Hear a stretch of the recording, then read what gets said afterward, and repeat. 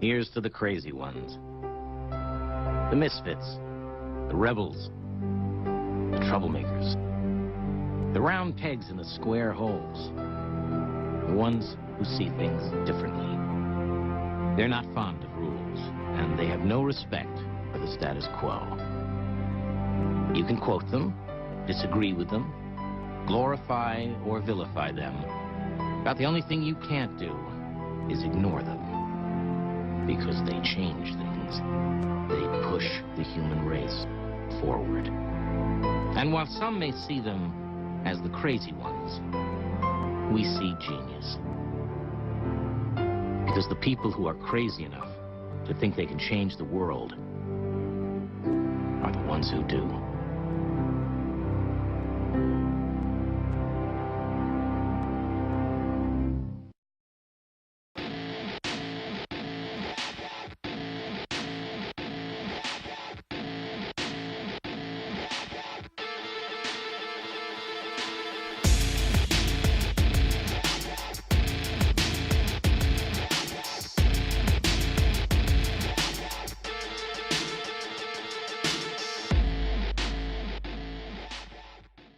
You got to tell me what you think of this headline in something called the Daily Caller. Quote, poll, Romney leads New Hampshire, Huntsman third, Perry fourth. Now, do they know how to count? Why would they omit saying who was in second? Well, you know why? Ron Paul.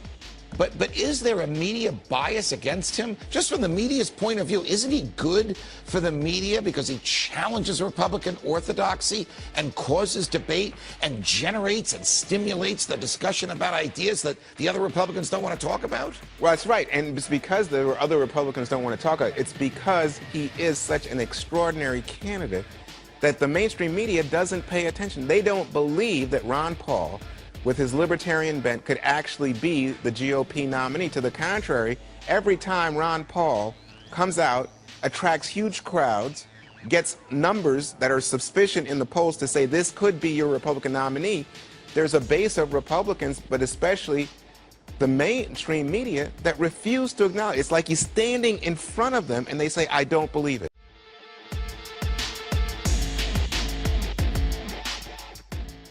Another question about electability.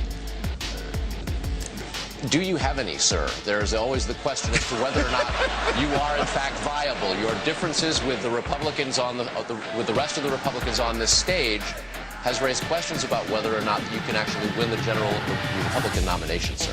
Your answer is to cut both taxes and spending. You say that you would eliminate the IRS, the CIA, the Federal Reserve, the Department of Homeland Security, Medicare.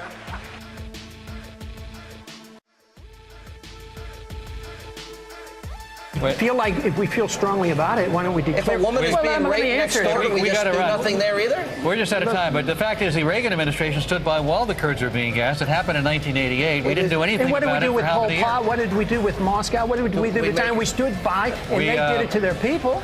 We got to run. You would stand by and do that. I would not. No, I think that's immoral. Well, would you have the courtesy to ask the Congress to declare war? Would you follow the Constitution? We did declare war. The authorization, use of force, we got to run. There's no place in the Constitution that says specifically. We got to run, guys. The Kurds were gassed, and we stood by for years until we gave them the gas. Excuse. We gave them the gas. Thank you very much for being with us. What happened? More on the other. They're going to keep debating. More on the other side of the debate.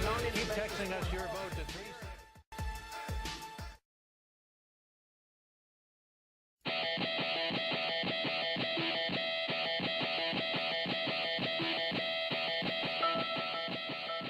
And I know what the odds are, but the one thing is it's very encouraging is that I see a fantastic movement at the grassroots. You hear from supporters that the whole country is moving. The attitude toward the endless, undeclared, silly wars that we fight that are bankrupting us, the silliness of the Federal Reserve printing money when we need so-called wealth, the deficits that are uncontrolled. So mainstream is now thinking about these things. Before, mainstream was deficits don't matter, print money when you need it, endless wars, personal privacy didn't mean anything. But believe me, mainstream is moving in the direction that I have been talking about for a long time. During the last campaign, I knew what was happening. You know, they mocked me for my foreign policy and they laughed at my monetary policy. No more. no more of the people coming over here. So I would say whatever happens is going to be good because the people have woke up.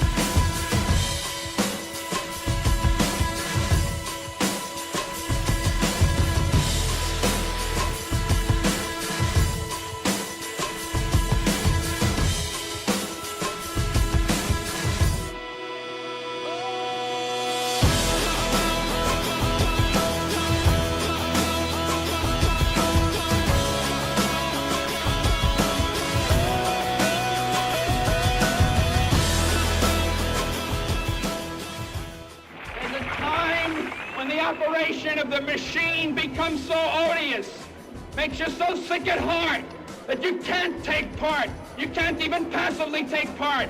And you've got to put your bodies upon the gears and upon the wheels, upon the levers, upon all the apparatus, and you've got to make it stop. And you've got to indicate to the people who run it, to the people who own it, that unless you're free, the machine will be prevented from working at all.